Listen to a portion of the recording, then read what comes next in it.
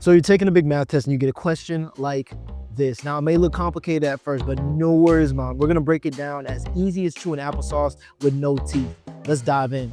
Boom, the question says, in one of the following graphs in the standard XY coordinate plane, the solution set to the system of inequalities shown below is shaded. Which one? And they give us this function, x plus 2y is less than or equal to 6, and 3x squared is greater than 12 minus 3y. Now, we have two options. If you have a calculator, you can plug it in the calculator, look for the areas that are shaded for both graphs. If you do not have a calculator, then we're going to need to know two different forms of equations so we can actually start picking apart this problem. Let's get it. The first equation we're going to need to know is the slope-intercept form, which is y equals mx plus b. Now, this is going to allow us to take our answer and the function itself and actually make sense of it on a graph and to start estimating what area is going to be shaded. So we have the x plus 2y is less than or equal to 6, and we're going to turn it to this form right here. The second form that we're going to need to know is the circle equation formula. And this is x minus x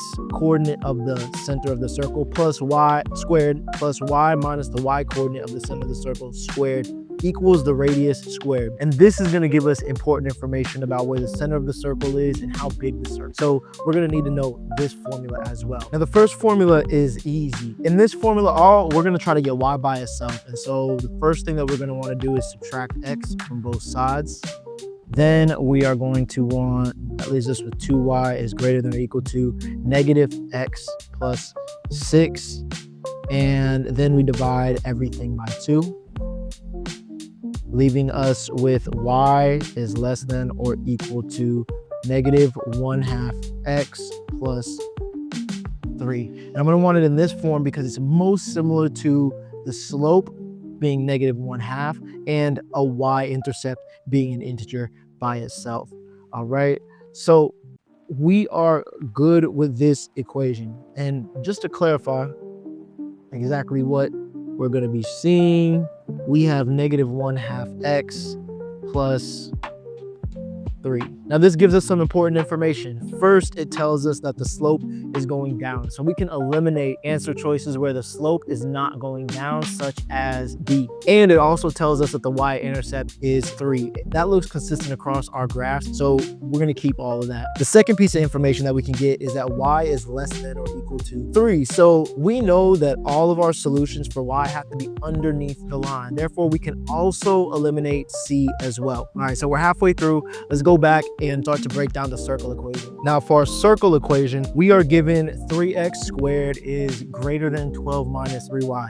Once again, we're going to want to get it into this form right here, where it's x minus x coordinate of the center squared plus y minus the y coordinate of the center squared equals the radius squared. So let's go ahead and first get both my x and my y to one side and my constant to a side by itself, because I noticed that both of my variables are on the same side. So that's going to require me to add 3y squared to both sides.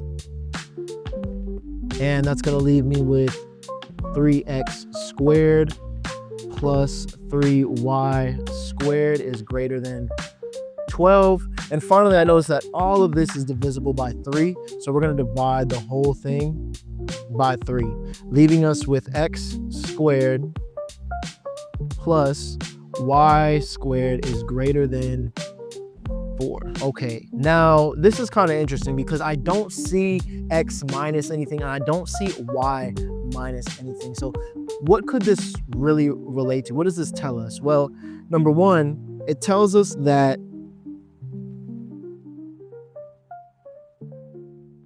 it's going to tell us that the center of this circle is at the origin. And that's pretty obvious from looking at all of our answer choices as well, but it's definitely something to keep in mind. Second, we can go ahead and take the square root of this because we know that it's meaning that my radius is 2. And then this is x minus 0 and y minus 0. Now, this is the important information. One, we can pull out that the radius is at the center, but more importantly, it's telling us that the radius is 2. Now, if you recall from the last work that we did, we know that the radius or the y-intercept of our line is 3 and the radius is 2 here. So what that tells me is that the circle's radius cannot and will not go past the slope of the line, which allows me to eliminate A.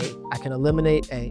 The last thing that I have to choose between, because we are between B and E, is does this point lie inside the circle or outside the circle? So I'm gonna just choose one easy ordered pair. I'm gonna choose one easy ordered pair, two coordinates for my X and Y, which is gonna be 0, 0. So the question is 0 plus 0 greater than 4. No, it's not. Therefore, this point 0, 0 will not be true for this equation. So the point that we're looking for has to lie outside the circle, therefore leaving us with answer choice E. All right, now we're back to our answer choices. Let's go ahead and review. We eliminated A because the radius of the circle does not go past the y-intercept of the line. We eliminated B because the point does not fall inside the circle. We eliminated C because the shading is above the line, and we know that this equation, the shading must be below our line. And we eliminated D because the slope of the line is not going down, leaving us with our answer choice of E. And so if that was helpful, make sure to like, comment, subscribe, and share this with one of your friends so that they know that you know what you're talking about. All right, that's it for today's problem breakdown. If you know anybody that you think could use this extra practice or is preparing for an ACT, SAT, or any type of high school math exam, go ahead and share this video with them. Hope that it helps. Peace.